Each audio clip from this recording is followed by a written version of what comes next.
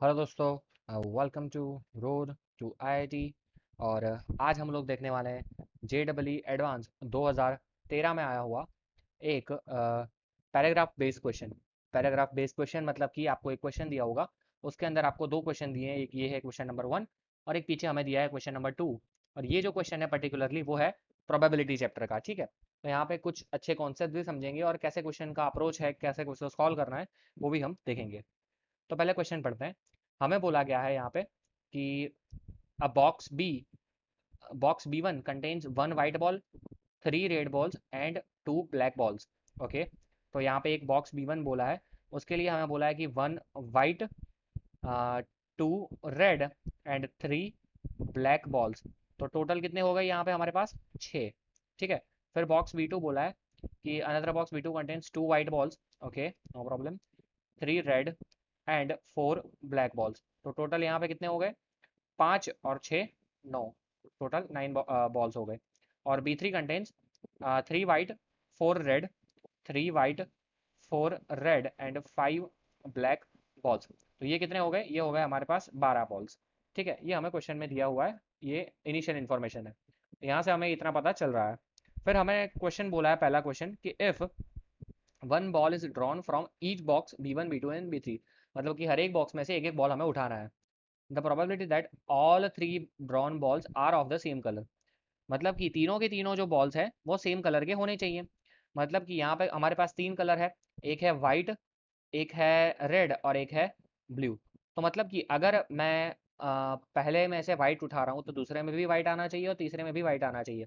मतलब कि किस तरह से होगा ये होगा P of W W W, white white white, plus P of red red red, और प्लस P ऑफ हो जाएगा हमारा B B B, that is black black black. P of white white white, red red red and P of black black black, इन सबका addition. ठीक है, बहुत simple है ये। तो उसके हिसाब से काउंट करने जाए तो पहले में जो पहला हमारा B1 है बॉक्स, उसमें वाइट बॉल है, उसकी प्रोबेबिलिटी, ये दिस इज फर्स्ट, उसमें वाइट तो 1 है और टोटल 6 है, तो यहाँ पे आ जाएगा 1/6। इसी तरह से यहाँ पे सेकंड में 2 है और ये 9 है तो 2/9। और यहाँ पे थर्ड बॉक्स 3 है और ये 12 है तो 3/12। ठीक है, प्लस लिखने के बाद इसी तरह से रेड के लिए 2 है और यहाँ पे 6 है, तो इसी तरह से हो जाएगा। ठीक है, रेड के लिए भी 2/6 इंटू यहाँ पे है 3 और 9, 3/9 इंटू यहाँ पे है 4 और 9, तो ये हो जाएगा 4/9। ठीक है, और यहाँ पे है 3 ब्लू के लिए, अब ब्लू की बात है तो 3/6। जस्ट अ सेकेंड, यहाँ पे हमने कुछ गलती तो नहीं की ना? देखो, फर्स्ट में बोला है one white ball, three red balls है। ठीक है, यहाँ पे 3 है, जस्ट अ सेकंड, कोई दिक्कत नहीं है। यहाँ पे 3 है, यहाँ पे 2 है। चलो, फिर यहाँ पे 2 वाइट, 3 रेड और 4 ब्लैक। यहाँ पे 3 वाइट, 4 रेड और 5 ब्लैक। चलो, कोई दिक्कत नहीं, यहाँ तक सही है। ठीक है, और हम यहाँ पे लिख रहे थे रेड का, हमने लिख लिया 3/9 और 4/12। 4/12 है यहाँ पे। ठीक है, 4/12। चलिए, फिर ब्लैक की बारी आती है। ब्लैक में 2/6, यहाँ पे आ जाएगा 2/6 इंटू, यहाँ पे आ जाएगा ये 4/9 इंटू, यहाँ पे आ जाएगा 5/12। 5/12 तो हमने रिस्पेक्टिव प्रोबेबिलिटी लिख ली। और अब एलसीएम सबका पता है हमें, 6 × 9 × 12 कॉमन ही आ रहा है, इसलिए मैंने कुछ कैंसिल नहीं किया है। ठीक है, और फिर ऊपर जो आ रहा है उसका मैंने एडिशन कर लिया और सिर्फ सिंप्लीफिकेशन करूंगा तो मुझे मेरा आंसर मिलेगा। आप खुद से सिंप्लीफिकेशन करना, आंसर आपको मिलेगा 82/648। देखो, इन लोगों ने भी जो ऑप्शंस दिया है ना, उसमें भी सिंप्लीफिकेशन कहीं पे नहीं है, वरना इनका सिंप्लीफिकेशन हो सकता था, दो दो से कट हो सकता, लेकिन इन लोगों ने भी सिंप्लीफाई नहीं किया है, ऐसे का ऐसा रखा है। 82/648 इज माई करेक्ट आंसर, जो यहाँ पे हाँ दिया है हमें ऑप्शन नंबर ए में। आई होप सबको ये समझ में आया होगा। बहुत ही बेसिक सा था यहाँ पे ये। ठीक है, कुछ भी यहाँ पे टफ चीज़ नहीं थी। ठीक है, that's why I always say, जो कल मैंने एक वीडियो बनाया था उसमें भी मैंने बताया था कि किस तरह से जेडबल एडवांस का क्वेश्चन आता है, लेवल क्या है वो भी हमें समझना पड़ेगा, और कौन से क्वेश्चन हमें छोड़ने हैं और कौन से क्वेश्चन करने हैं, वो सबसे इंपॉर्टेंट चीज़ जेडबल एडवांस के पेपर में हो जाती है। ठीक है, तो आगे बढ़ते हैं हमारे इसी पैराग्राफ के दूसरे क्वेश्चन की ओर। दूसरा क्वेश्चन था हमारा ये वाला। ठीक है, यहाँ पे हमें बोला है if two balls are drawn without replacement. ठीक है, मतलब एक बार उठा लिया तो उठा लिया, फिर उसको वापस नहीं रखना है, without replacement, from a randomly selected box. One of the balls is white and the other ball is red.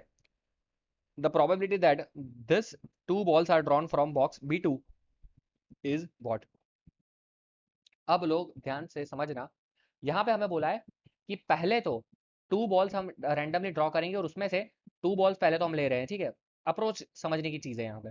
उसमें से एक बोला है हमें वाइट और दूसरा हमें बोला है दूसरा बॉल हमें बोला है मतलब कि एक बोला है रेड। एक वाइट और एक रेड टोटल हो जाएंगे इस तरह से दो बॉल। पहले तो हमें इसकी प्रोबेबिलिटी फाइंड करनी पड़ेगी और जब इसकी प्रोबेबिलिटी मिलेगी तब हमें वो फाइंड करना है कि ये जो दो बॉल्स है वो हमने किस में से उठाए हैं, वो हमने उठाए हैं B2 में से। तो जब इस तरह की कंडीशन आते हैं तब हम इस्तेमाल करते हैं बेज रूल का। आई होप सबने ये रूल के बारे में सुना होगा, नहीं सुना है कोई दिक्कत नहीं है, अभी समझ लोगे आप। बेज रूल इस तरह से लिखते हैं BAYES, बेज थियरम भी इसे बोलते हैं, ठीक है। इसमें क्या होता है कि आपको एक कंडीशन दी होती है और उसके ऊपर आपको प्रोबेबिलिटी फाइंड करनी होती है। जैसे कि मैंने बोल दिया कि हेड आया है, ठीक है, 4 बार हमने कॉइन टॉस किया है और उसमें हेड आया है, उसकी एक प्रोबेबिलिटी है, ठीक है। यहाँ पे सपोज के हेड आया है और वो हमें तब हमें फाइंड करना है कि जब हेड आया हो तब जो हेड है वो फर्स्ट कॉइन में आया हो, ठीक है। इस तरह से कि एक बड़ी कंडीशन दी हो और उसके ऊपर से एक छोटी कंडीशन की प्रोबेबिलिटी फाइंड करनी हो, ठीक है। रिलेटिव कंडीशन जिसे कहते हैं, इस तरह से। तो सपोज कि आपको यहाँ पे बोला है कि P ऑफ A फाइंड करना है सच दैट B आपको गिवन है, B आपको गिवन है और आपको A फाइंड करना है। जैसे कि यहाँ पे हमको ये बोल दिया था कि टू बॉल्स ड्रॉन करना है और एक वाइट है और एक रेड है, ये हमें गिवन है और तब हमें फाइंड करना है कि भैया वो कहाँ से हो, B2 में से हो। मतलब कि इसको नोट कैसे करेंगे, इसको डिनोट करेंगे P of B2 such that ये जो इवेंट है इसको कह देते हैं हम let's say B, B2 such that B, ठीक है। इसी तरह से इसे डिनोट करते हैं। आई होप सबको ये चीज़ क्लियर हो चुकी होगी। B2 सच दैट B, इस तरह से इसे हम डिनोट करते हैं। और इसका अगर आप फॉर्मूला लिखोगे तो ये हो जाएगा P of B2 intersection B divided by P of B। बहुत ही सिंपल है ये। अब हम P ऑफ B फाइंड करना है। P ऑफ B मतलब कि all probability divided by P of B नीचे आ जाएगा ऑल प्रोबेबिलिटी, ऊपर आ जाएगा B2 सच दैट B, जो एक स्पेसिफिक प्रोबेबिलिटी होगी वो। अब हमें फाइंड करना है कि हर एक बॉक्स में एक वाइट और एक रेड निकले, उसकी प्रोबेबिलिटी क्या है, सिंपल।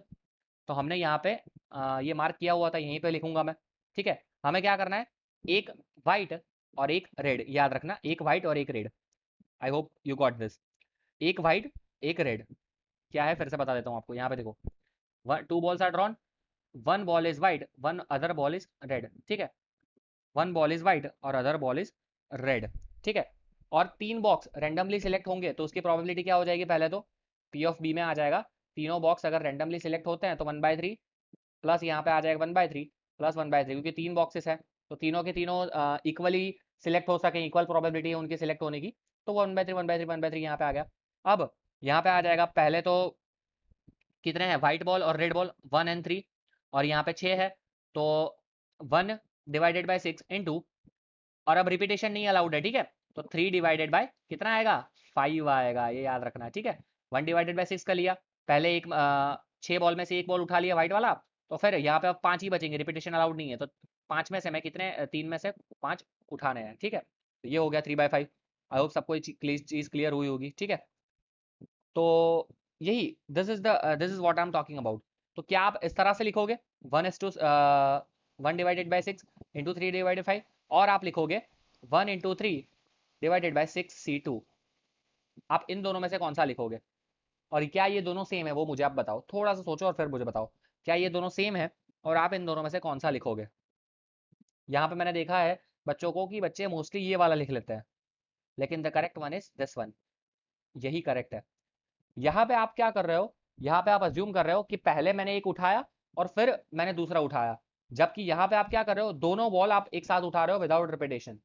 तो 6 में से आपको 2 उठाने हैं, 6C2 हो गया, ऊपर आ जाएगा हमारे पास एक वाइट है तो 1C1 इंटू एक रेड है तो 3C1, तो दैट ये हो गया 1 into 3 divided by 6C2। So this is the correct method, not this one. तो ये मिस्टेक नहीं करनी है, मैंने इसीलिए आपको समझाने के लिए लिखा है, क्योंकि बहुत ज़्यादा बच्चे ये मिस्टेक कर देते हैं, ठीक है। हमने क्या बोला है कि टू बॉल्स आर ड्रॉन, हमें ऐसा थोड़ी ना बोला है कि वन आफ्टर वन ड्रॉ करना है। यहाँ पे क्या बोला है, two balls are drawn, without replacement. ठीक है, ऐसा बोलेगा नहीं है कि वन आफ्टर वन, तो ये मिस्टेक नहीं करनी है। अगर वन आफ्टर वन बोला होता तो ये सही होता। ठीक है, तो ये समझाने के लिए मैंने आपको बताया है। आई होप सबको ये चीज़ क्लियर हो चुकी होगी। तो यहाँ पे मैं क्या लिखूंगा देखना, ध्यान से समझना। इसको मिटा देता हूँ मैं। तो ये हो जाएगा मेरा 1/3 था, into 1 × 3 divided by 6c2 plus 1/3 दूसरे बॉल के लिए। अब अगेन यहाँ पे क्या आ जाएगा, यहाँ पे आ जाएगा 2c1 × 3c1 मतलब 2 × 3 डिवाइडेड बाय टोटल कितने थे 9, तो नीचे आ जाएगा 9c2। और यहाँ पे आ जाएगा 3c1 × 4c1 मतलब 3 × 4 divided by 12c2। I hope सबको ये चीज़ क्लियर हो चुकी होगी। ये मेरी प्रोबेबिलिटी ऑफ बी हो गया। ठीक है, इसको मैं चाहूँ तो थोड़ा सिंप्लीफाई कर सकता हूँ। सिंप्लीफिकेशन में आज आपके ऊपर छोड़ रहा हूँ, एडवांस का लेवल कर रहे हैं हम, तो सिंप्लीफिकेशन आप खुद से कर सकते हो। ये मुझे पी ऑफ बी मिल जाएगा। ये क्या है, ये मुझे बता रहा है कि जब दो बॉल हम ड्रॉ कर रहे हैं तब एक वाइट और एक रेड निकल रहा है, किसमें से, बॉक्स B1 में से। ये मुझे क्या बता रहा है, ये मुझे बता रहा है कि जब हम एक वाइट और एक दो बॉल ड्रॉ कर रहे हैं, एक वाइट है एक रेड है, किसमें से, बॉक्स B2 में से, और ये दिखा रहा है बॉक्स B3 में से। तो हमें क्या फाइंड करना था, हमें फाइंड करना था P of B2 intersection B। P of B2 intersection B मतलब कि ये वाला part, this part is nothing but P of B2 intersection B। ठीक है, divided by P of B। तो मेरा फाइनल आंसर क्या बनेगा, फाइनल आंसर में कहाँ लिखूंगा, फाइनल आंसर में लिखूंगा यहाँ पे। ठीक है, यहाँ पे मैं एक पेज लेके लिखता हूँ, P of B2 such that B मतलब कि P of B2 intersection B divided by P of B। P of B मतलब कि क्या था, P ऑफ B हमने यहाँ पे अभी फाइंड किया था, ये वाला, दिस होल क्या है ये है 1/3 कॉमन, अंदर क्या है, अंदर है 1 × 3 divided by 6c2 plus 2 × 3 divided by 9c2 plus 3 × 4 divided by 12c2। यही था, सिंप्लीफिकेशन मैंने नहीं किया है। और ऊपर आ जाएगा B2 intersection B। B2 intersection B मतलब कि 1/3 इंटू 2 × 3 डिवाइडेड बाय 9c2 मतलब कि ये वाला पार्ट B2 वाला। अगर आपको B1 पूछा होता तो आप ये लिख लेते 1/3 इंटू ये वाला पार्ट, और अगर B3 में से बोला होता तो 1/3 इंटू ये वाला part. This is nothing but a base rule. अब अगर आप इसका सिंप्लीफिकेशन अच्छे से करोगे कोई भी मिस्टेक बिना, तो आपको फाइनल आंसर मिलेगा, क्या मिलेगा आपको, 55/181। ये मैं आप पे छोड़ रहा हूँ, अगर आपका आंसर ना मैच हो तब आप मुझे कमेंट करना, अगर मैच हो जाए तो जरूर कमेंट करना कि हाँ सर मुझे आंसर मिल गया है। ठीक है, सिंप्लीफिकेशन में आप पे छोड़ रहा हूँ बेसिकली। तो आई होप सबको ये बेस रूल भी समझ में आ गया होगा, किस तरह से ये क्वेश्चन अप्रोच करना है, ये भी आपको समझ में आ गया होगा। ठीक है, जो कंडीशन एक दी है बेसिक कंडीशन, उसको हम नीचे रखेंगे, और उसके उसके ऊपर से जो कंडीशन हमें फाइंड करनी है। ठीक है, कि यहाँ पे हमें बोला था कि व्हाइट और रेड, वो हमें दे दिया था कि चलो व्हाइट है रेड है, तो उसके लिए हमने फाइंड कर दी, उसमें बोला था कि B2 के लिए, तो B2 वाला ऊपर आ जाएगा, नीचे probability of total. I hope सबको ये चीज़ क्लियर हो चुकी होगी। ठीक है, तो बहुत ही अच्छा क्वेश्चन था ये, और काफ़ी मार्क ये कवर अप कर लेगा, इतना टफ भी नहीं था, और इसी तरह का क्वेश्चन भी एग्जाम में बनते हैं। तो आई होप सबको ये चीज़ क्लियर हो चुकी होगी। So that's it for this video guys. अगर वीडियो पसंद आया तो लाइक कर दीजिए, शेयर कर दीजिए, कमेंट करना ना भूलें। कोई भी दिक्कत हो तो आप हमें ज़रूर से कमेंट कर सकते हैं, या तो फिर आप हमें हमारे ईमेल एड्रेस road2idit@gmail.com पे ईमेल भी कर सकते हैं। चलिए मिलते हैं नेक्स्ट लेक्चर में, तब तक के लिए धन्यवाद।